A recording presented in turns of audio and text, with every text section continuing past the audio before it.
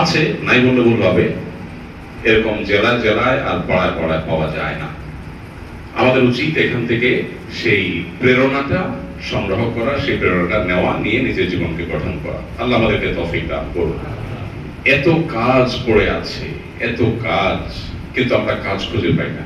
আমরা ঘুরে ফিরে শুধু কপি পেস্ট, কে কি করছে হুবহু তার অনুকরণ করতে হবে। তাই আমার হাতের কাছে হাজারো কাজ আছে। আমরা এখনো পর্যন্ত এদেশের মানুষের কাছে নিজেদের প্রয়োজনীয়তাকে আমরা প্রমাণ করতে পারিনি। এটা হলো আমাদের অন্যতম একটা ব্যর্থতা।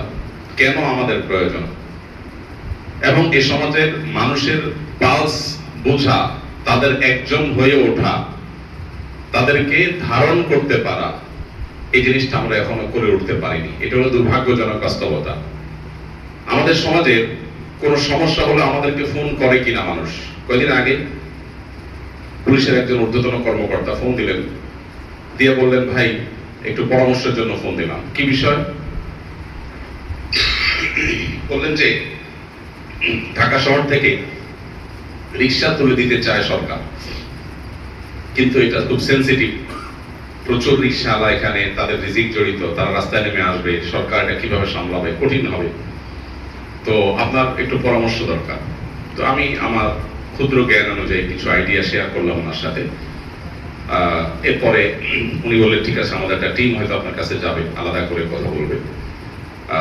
উনি আলোচনা প্রসঙ্গে আমাকে বললেন, আপনাকে ফোন করেছি এই জন্য যে আপনি কিছুদিন আগে রিক্সা চালকদের একটা প্রোগ্রাম করেছেন, 500 রিক্সা চালকদেরকে নিয়ে দিনব্যাপী একটা কর্মশালা করেছেন। তো এখান থেকে বুঝলাম যে আপনি রিক্সা চালকদের নিয়ে কাজ করেন, রিক্সা চালকরা আপনার কথা শুনে তাদের সাথে আপনার লিঙ্ক দেওয়া যাওয়া আছে, সেজন্য আপনার সাথে পরামর্শ করলাম।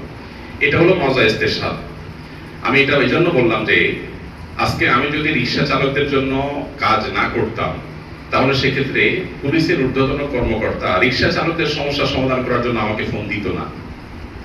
আমরা প্রবাসীদের জন্য কাজ করেছি, সেজন্য প্রবাসী কল্যাণ মন্ত্রণালয়ের দায়িত্বশীল উপদেষ্টা, তার সাথে আমাদের মিটিং হয়েছে, কথা হয়েছে, প্রবাসীদের কল্যাণে কিছু মত বিনিময়ের সুযোগ হয়েছে।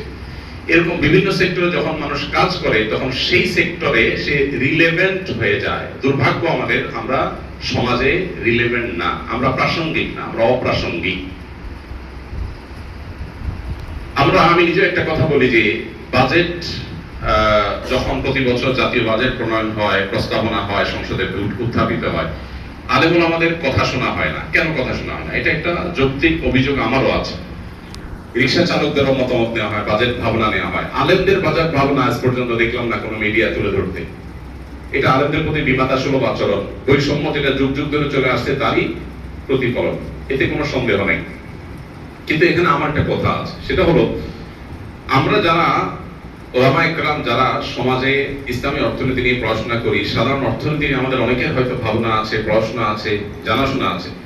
আমরা আসলে জাতীয় অর্থনীতি নিয়ে ভাবনা, চিন্তা, প্রস্তাবনা, কর্মকাণ্ড, থিঙ্ক ট্যাঙ্ক প্রতিষ্ঠান গড়ে তোলা, ডায়ালগ করা, সেমিনার সিম্পোজিয়াম করা, আলোচনা পর্যালোচনা করা, দ্রব্যমূল্য বেড়ে গেলে সবার আগে সেটার জন্য প্রতিবাদ করা, বিকল্প পথ বের করা, এই কাজগুলোকে আমরা আসলে করেছি কখনো, বা করি আমরা? তাহলে কেন আমাদেরকে তারা জাতীয় বাজেট প্রণয়নের সময় প্রাসঙ্গিক মনে করবে?